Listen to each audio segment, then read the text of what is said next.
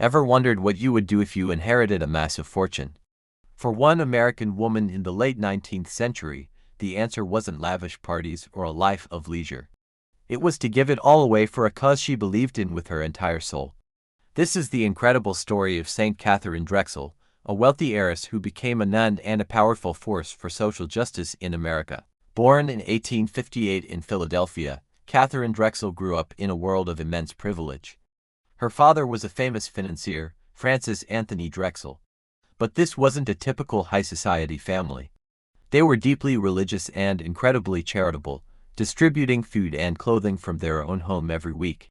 This spirit of giving was woven into the very fabric of Katharine's childhood. Two major events shaped her early life. First, she witnessed her stepmother's long and painful battle with cancer. Seeing this suffering up close made her realize that wealth couldn't protect you from life's deepest hardships. It shifted her perspective, making her think about a higher purpose. The second event was a trip out west with her family in 1884. There, she saw firsthand the devastating poverty and neglect faced by Native American communities on reservations. The injustice of their situation left a permanent mark on her heart. When her father passed away in 1885, Katharine and her sisters inherited a fortune worth hundreds of millions of dollars in today's money. Katharine knew exactly what she had to do, believing that education was the key to a better life. She began pouring her inheritance into building schools and churches for Native Americans and African Americans across the South and West. At a time when racial discrimination was rampant, this was a radical act. She wasn't just writing checks from afar. She would travel to these remote locations by stagecoach and even on a donkey to oversee the work and connect with the people she was helping. But she felt a deeper calling. During a trip to Rome in 1887, she had a private audience with Pope Leo XIII. She told him about her missions and the desperate need for nuns to teach in her schools. The Pope's response was unexpected.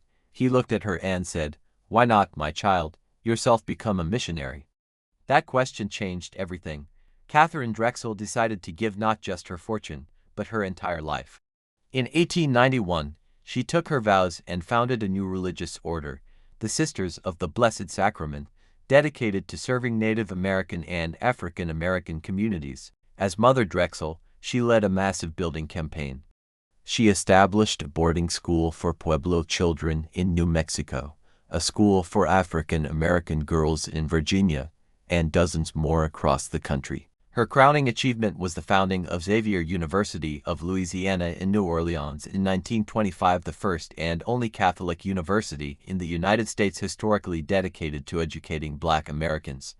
It stands today as a testament to her vision and unwavering commitment. By the time of her death in 1955 at the age of 96, Mother Drexel had donated over $12 million, that's more than $200 million today, to her cause.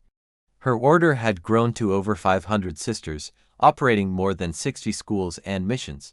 She truly lived out her belief that her wealth was not her own, but a gift to be used for the good of others. Her story doesn't end there. In 2000, Pope John Paul II canonized her, officially recognizing her as a saint. The path to sainthood required proof of miracles, and two were attributed to her intercession: the healing of a boy's deafness and, later, a young girl's. Saint Katharine Drexel's life is a powerful reminder that one person's dedication can create ripples of change that last for generations. She used her privilege to fight for justice and equality, leaving behind a legacy of education and hope that continues to thrive. Thanks for watching. If you found this story as inspiring as I do, please hit that like button and subscribe for more stories of remarkable people who changed the world. See you next time.